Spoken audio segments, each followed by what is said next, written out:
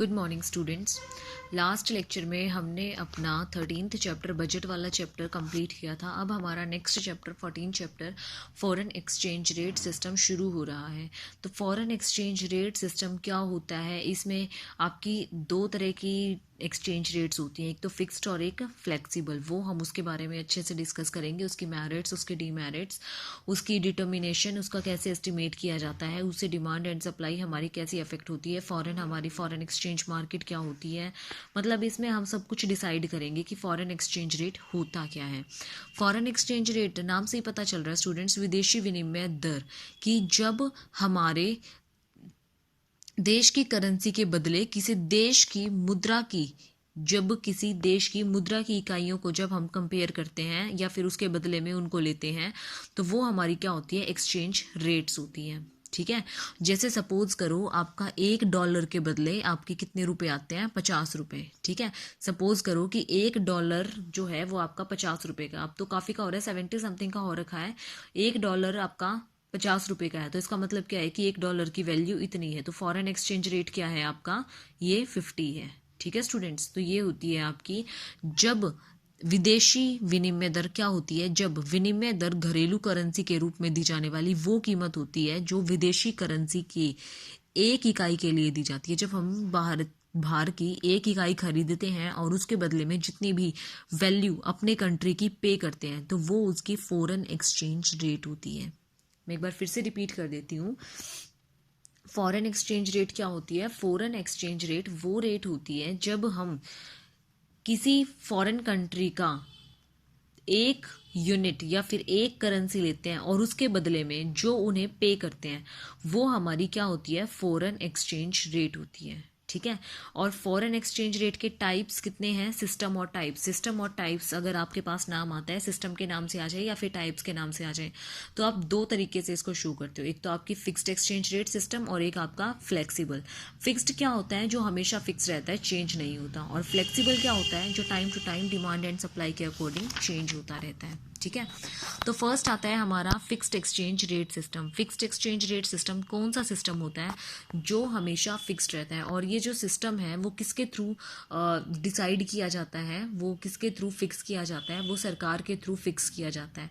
जैसे पहले हमारा क्या होता था कि यहाँ पे कि जो भी हम एक्सचेंज वगैरह करेंगे या फिर हम जो भी कुछ भी खरीदेंगे, उसके बदले में हम गोल्ड देंगे। गोल्ड की मात्रा के आधार पर हम इसको डिटरमाइन करते थे, एक इकाई में सोने की मात्रा कितनी होगी। ठीक है, तो वो होता था हमारा फिक्स्ड एक्सचेंज रेट सिस्टम। तो इसमें आपकी दो तरीके के आते हैं, दो प्रकार के निम्नलिखित हैं वो।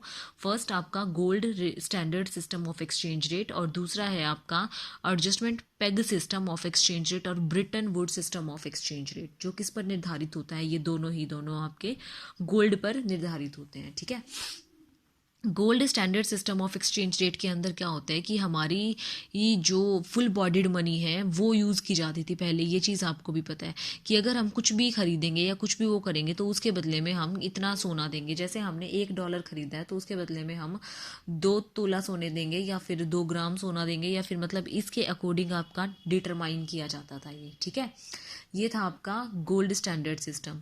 दूसरा आता आपका Bretton Woods system of exchange rate. Bretton Woods system के अंदर क्या होता था, इसके अंदर भी आपका एक जो मूल्य था वो फिक्स कर दिया जाता था, वो एडजस्ट कर दिया जाता था, जो कि आपके स्थिर प्रणाली थी। कि इसमें भाई एक पैक कर दिया जाता था कि ये विभिन्न करेंसियों को एक करेंसी अर्थात अमेरिकी डॉलर के साथ पैक्ड कर दिया गया कि अगर हम ये खरीदेंगे तो इसके निश्चित कीमत पर स्वर्ण मूल्य निर्धारित कर दिया गया था कि हम इतना स्वर्ण मूल्य देंगे।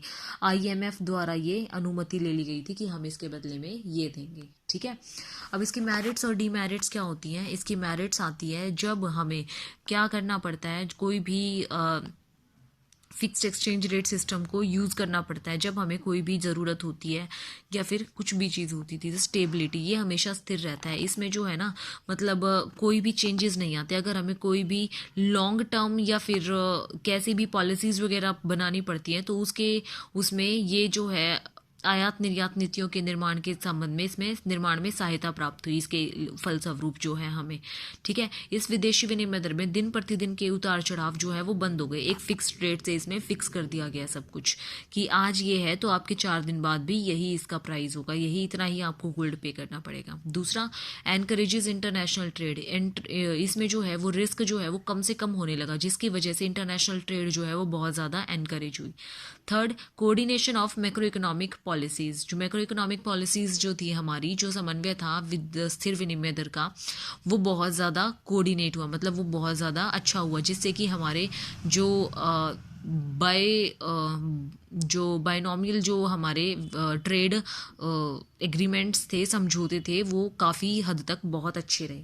और इसकी डीमेरिट्स क्या हैं, इसमें जो है इतना ज़्यादा हमें रिजर्व करना पड़ता था कि स्थिर विनिमय दर प्रणाली को अपनाने के लिए, कि गोल्ड की बहुत ज़्यादा मात्रा, तो इसमें ये प्रॉब्लम जो है वो अराइज होती थी। दूसरी चीज़, रिस्ट्रिक्टेड मूवमेंट ऑफ कैपिटल, इसमें जो है मूवमेंट जो है कैपिटल की बहुत रिस्ट्रिक्टेड हो जाती थी, कि इसमें हमारी अंतर्राष्ट्रीय व्यापार को ना बहुत धक्का सा लगता था। अगर अभी भी उसके प्राइस कम है या फिर ज़्यादा है तो हमें फिक्स्ड अमाउंट में ही पे करना पड़ता था। थर्ड है हमारा पॉइंट, डिस्करेज वेंचर कैपिटल, जो वेंचर कैपिटल होती थी उसको डिस्करेज होना पड़ता था, मतलब उसको निरुत्साहित किया जाता था। क्यों किया जाता था? क्योंकि इसके जो है लाभ कमाने के उद्देश्य से मुद्रा में किए गए निवेश से है, और इससे जब आप फिक्स्ड वो करोगे तो इसमें अंतर्राष्ट्रीय भुगतान तक ही सीमित हो जाता था। आगे आयात निर्यात को जो है बहुत रेयर आपका वो होता था।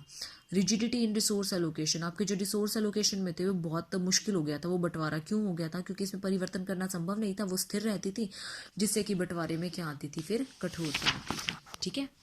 अगला है आपका flexible exchange rate system. Flexible exchange rate system क्या है? जो कि डिमांड और सप्लाई के अकॉर्डिंग चेंज होती रहती है। अगर हमारी डिमांड ज़्यादा होती है तो एक्सचेंज रेट ज़्यादा हो जाती है, और अगर डिमांड रेट कम होती है तो हमारी कम हो जाती है। अगर सप्लाई ज़्यादा होती है तो भी आपकी एक्सचेंज रेट कम हो जाती है, और सप्लाई कम होती है तो भी आपकी एक्सचेंज रेट ज़्यादा हो जाती है, ठीक है। ये आपकी डिमांड और सप्लाई के ऊपर निर्धारित होता है। इसको क्या बोलते हैं? इसको पार रेट ऑफ एक्सचेंज बोलते हैं, नॉर्मल रेट और इक्विलिब्रियम रेट के ऊपर। इसकी मेरिट्स क्या होती थी?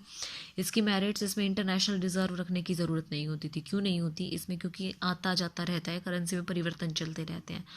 दूसरी चीज़, ऑप्टिमम रिसोर्स एलोकेशन, आप ऑप्टिमम यूज़ ऑफ रिसोर्स जैसे हम करते हैं वैसे ही ऑप्टिमम एलोकेट कर दे सकते थे रिसोर्सेज। क्यों एलोकेट कर सकते थे? क्योंकि इसमें जो है आपको ये लगता था कि अगर इतना हम आवंटन कर रहे हैं तो इससे कार्यकुशलता में हमारी वृद्धि होगी। क्यों होगी? क्योंकि इसमें जो है हमारा सिस्टम ये ऐसा है कि कभी घटता है और कभी बढ़ता है, फिक्स नहीं रहता। क्योंकि फिक्स्ड एक जगह है तो अगर हम कुछ भी कर देते तो वो तो बहुत ज़्यादा प्रॉब्लम क्रिएट करता है। इसीलिए इंटरनेशनल कैपिटल मूवमेंट, अगर हम अभी कहीं ना कहीं अपनी कैपिटल यूज़ कर रहे हैं तो वो इंटरनेशनल में मूव करेगी। ये नहीं है कि अभी हमने यहाँ लगाई तो यहीं रहेगी, कहीं भी मूव करेगी, उसका जो आवागमन है वो बहुत ज़्यादा बढ़ जाता है। Next, encourage to the venture capital, जोखिम पूंजी को प्रोत्साहन, हमारी जो जोखिम पूंजी है उसको भी प्रोत्साहन प्राप्त होता है। क्यों? क्योंकि इसमें व्यापार जो है स्वयं एक आर्थिक क्रिया बन जाती है, कि अभी तो पैसे को घुमाना ही घुमाना है, जितना पैसा घुमाएंगे हम उतना ही हमारा बिजनेस इंक्रीज होगा। इस टाइप से हम करना शुरू कर देते हैं। डीमेरिट्स क्या होती है? इंस्टेबिलिटी, इसमें कोई चीज़ स्टेबल नहीं होती, आज ये है तो कल ये होगी। कोई भी इसमें हम ये नहीं कह सकते कि आज अभी ये है तो 2 घंटे बाद भी यही रहेगी, ठीक है। दूसरी चीज़, इंस्टेबिलिटी इन इंटरनेशनल ट्रेड, जब रेट्स में स्टेबिलिटी नहीं है तो ट्रेड में स्टेबिलिटी कहाँ से होगी? तो इसमें भी लॉन्ग टर्म स्टेबिलिटी बहुत ज़्यादा मुश्किल होती है।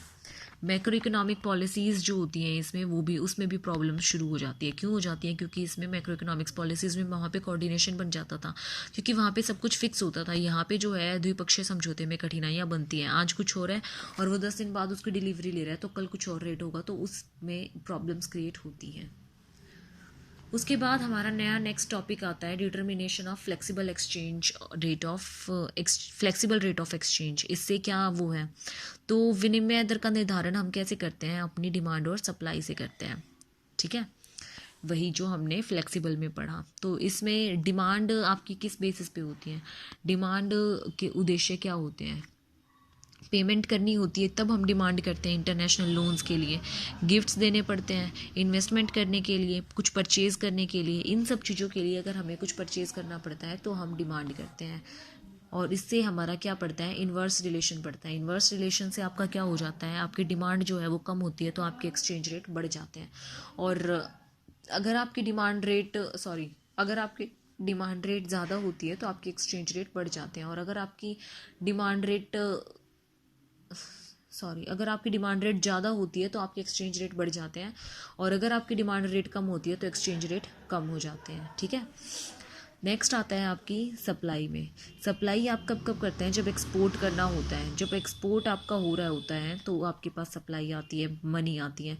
जब इन्वेस्टमेंट होती है तो आती है। तीसरी चीज़, जब परचेज़ करते हैं या फिर डोमेस्टिक मार्केट में कुछ स्पेकुलेटिव पर्पज़ के लिए कुछ करते हैं, या फिर जो वहाँ पे रह रहे हैं उसके बदले में कुछ अपनी डायरेक्ट अगर कोई कांटेक्ट है तो वहाँ से अपने पास भेज रहे नॉन रेजिडेंट जो हैं, तो इसे डायरेक्ट रिलेशनशिप पाया जाता है। और इसमें इक्विलिब्रियम रेट ऑफ एक्सचेंज हम कैसे मेज़र करते हैं, जब हमारी डिमांड और हमारी सप्लाई एक ऐसे पॉइंट पर कट करती है जो पॉइंट हमारा इक्विलिब्रियम पॉइंट होता है, जिसको हम क्या कहते हैं, हमारा इक्विलिब्रियम पॉइंट कहते हैं। ये पॉइंट हमारा कौन सा होता है, इक्विलिब्रियम पॉइंट होता है। तो इस पे हमारी प्राइस और आपकी क्वांटिटी होती है। ठीक है, अगर हमारी डिमांड कम होती है और अगर हमारी सप्लाई ज़्यादा होगी, अगर हमारी डिमांड ज़्यादा होगी और सप्लाई कम होगी तो उस रेट में हमारे रेट्स बढ़ जाते हैं और हमारी क्वांटिटी भी बढ़ जाती है। और अगर हमारी डिमांड कम होती है और अगर हमारी सप्लाई सेम रहती है तो उस केस में क्या होता है, आपकी सप्लाई कम हो जाती है और आपके रेट भी कम हो जाते हैं। ठीक है स्टूडेंट्स, ये थे आपके डिमांड और सप्लाई के। इसमें अलग अलग भी दे रखे हैं। अगर आपकी सप्लाई सेम रहती है और आपकी डिमांड बढ़ जाती है तो उस केस में क्या होगा, आपके रेट्स भी इंक्रीज़ हो जाएंगे। और अगर आपकी सप्लाई ज़्यादा हो जाती है और आपकी डिमांड सेम रहती है तो आपकी उसमें रेट्स कम हो जाएंगे। ठीक है, इसमें एक टॉपिक रह गया फॉरेन एक्सचेंज मार्केट, वो हम अपने नेक्स्ट लेक्चर में करेंगे। Thank you students.